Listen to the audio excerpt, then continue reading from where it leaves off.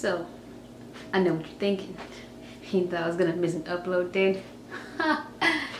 Yeah.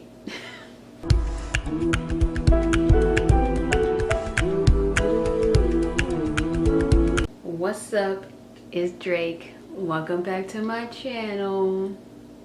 So, today's video is basically the process of the name change in Georgia. Now, I don't want all of my other subscribers that are in different countries in different states to get offended, you know, because I love you guys too. This video is for you guys too, but you know, I have to say specifically Georgia because that's where I live. Now, I'm not saying click off this video and go find someone else that lives in a different state that you live in and do the whole gender name change. No, I'm saying just watch the video. But seriously, this video can actually help anyone that wants to get their name changed, because the website that I'm going to give you a link to is for every person in the States. You know what I'm saying. Okay, I wanted to say this because I've watched tons of YouTube videos about anything transgender, name change, gender change, hysterectomies, bottom surgery, top surgery, doctors, all of that. And I don't usually see too many of those things in Georgia. And I'm pretty sure that there's a lot of transgender people in the state of Georgia. So I want to make this video basically for that, because there needs to be a video somewhere. Like, people need to be able to find this in the state of Georgia. This video is really targeted towards that. So this website was actually really helpful for me. It's called transequality.org, and I'll put a link of it in the description. And when you click on the link, it will give you like different places to choose, like as far as your states. So you can do that if you don't live in Georgia.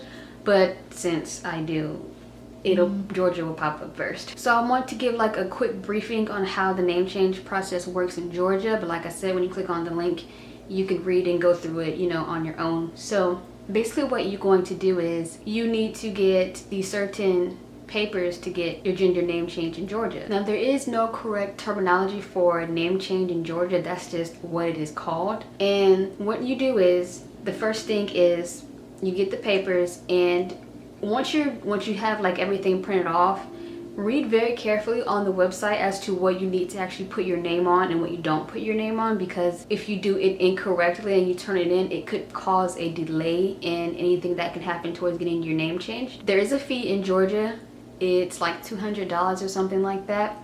But there's also, it's called the pauper's affidavit, and what you do is you just state that if you can't pay that fee, then you have to you just give them the pauper affidavit, like where you signed all your information, and you give that to them. But the pauper affidavit has to be approved before that your name change can be approved. And once you have like gone through and you've given them the pauper's affidavit, if you're going to use it, and you filed out all the correct information, the next thing that you will be doing while you wait, and it's like a 4-week wait period, or 30 days.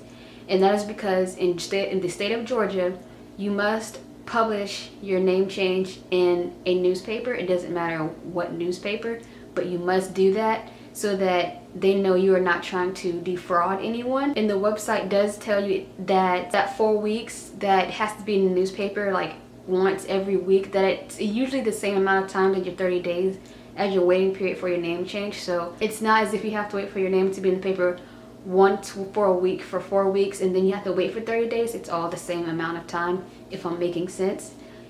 I hope so. And then once that has happened, you have to arrange a court date.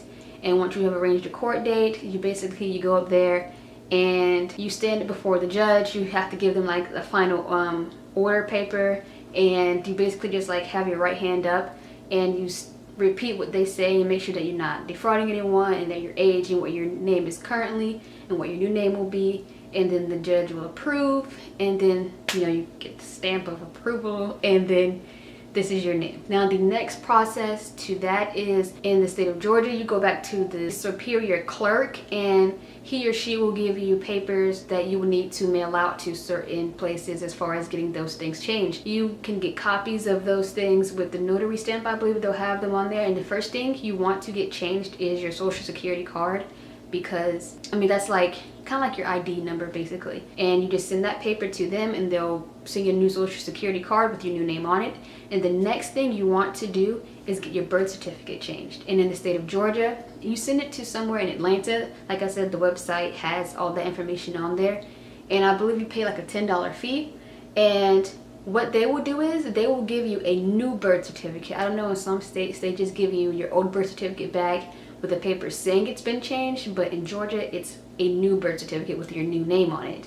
And once you have the social security card and your new birth certificate, then you can go get your stuff changed, like your debit cards or like your rental things, like whatever you're renting in your name, you can go get those things changed when you have like copies of that kind of stuff, like your driver's license and like those things. And another thing with having your name change is your gender marker on your driver's license.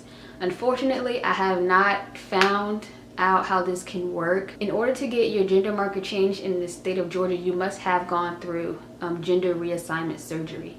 And that basically means, I think it's just the top surgery or the bottom surgery or both. I'm not 100% sure, but it says a gender reassignment surgery and it states that. So you can't get that changed without those things.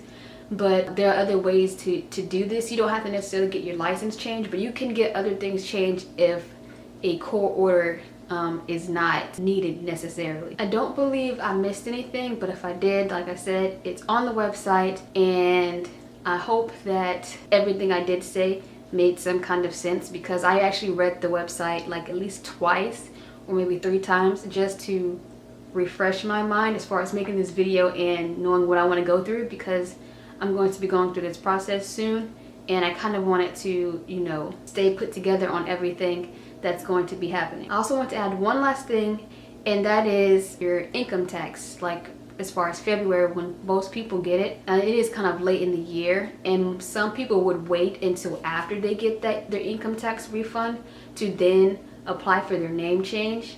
But me personally, I really want my name to be changed, because I feel like people call me by my birth name.